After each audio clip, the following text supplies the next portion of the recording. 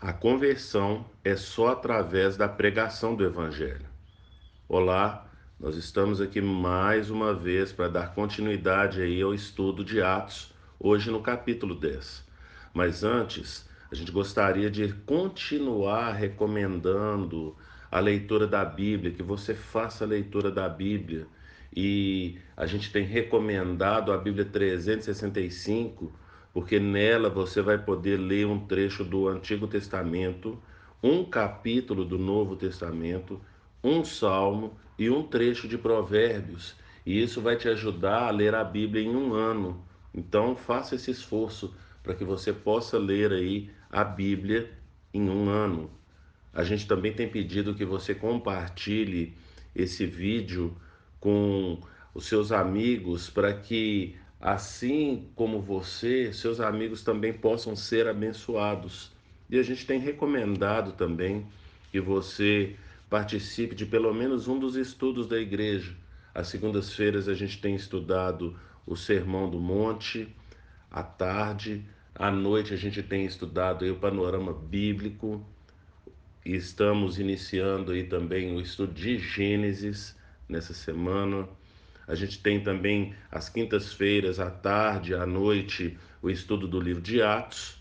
E aos domingos estamos estudando então 1 Pedro. Então participe de um dos estudos para que você continue aprendendo da palavra do Senhor e sendo abençoado. E após essas breves recomendações, vamos então para o capítulo 10 de hoje, e eu quero ler a partir do versículo 1, que diz: Havia em Cesareia um homem chamado Cornélio, centurião do regimento chamado como Italiano. Ele e toda a sua família eram piedosos e tementes a Deus. Dava muitas esmolas ao povo e orava continuamente a Deus. Certo dia, por volta das 3 da tarde, ele teve uma visão.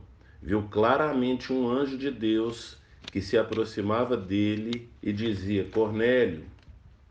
Atemorizado, Cornélio olhou para ele e perguntou: O que é, Senhor?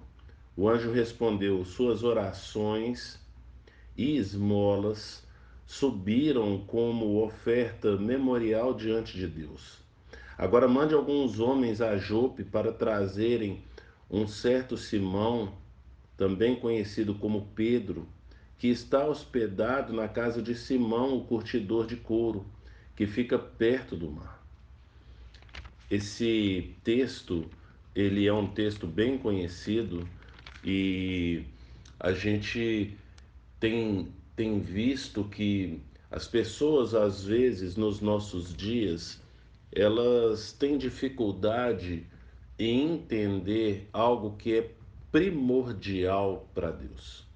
A gente entende que Deus resolveu agir nesse mundo de duas formas. Na salvação do homem, no caso, de duas formas: através da oração e através da pregação do evangelho. A gente vê aqui no início, então, aqui do versículo 1, que o Cornélio, ele era um homem que era piedoso. Fala lá então, no versículo 2, que ele e toda a sua família eram piedosos, eram tementes a Deus e davam esmolas ao povo. O temente a Deus, às vezes a gente tem uma compreensão equivocada, mas esse termo temente a Deus, ele é dado na Bíblia para aquelas pessoas que praticam a lei moral do judaísmo, mas não a lei cerimonial. Então Cornélio era um homem que praticava a lei moral.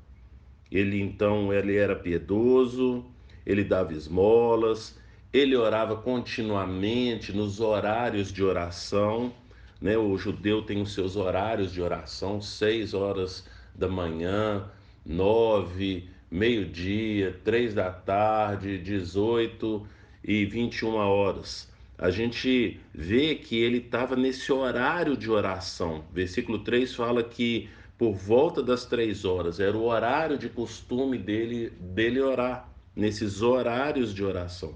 E aí aparece diante dele um anjo do Senhor. O anjo do Senhor dá ordens a ele para que ele vá atrás de Pedro. Simão aqui é Pedro, e que estava hospedado na casa de Simão, o curtidor de couro.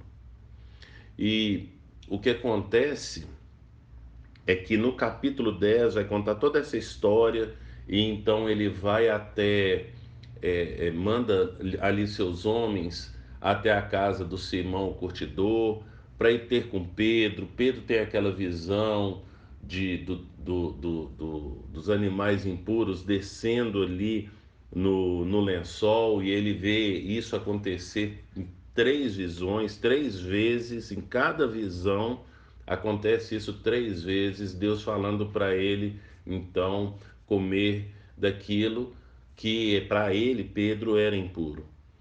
Então, essa aqui vai ser a primeira conversão de um gentio. E no capítulo 11, não é o nosso estudo de hoje o capítulo 11, mas a história vai se findar no capítulo 11, quando Pedro ele chega em Jerusalém.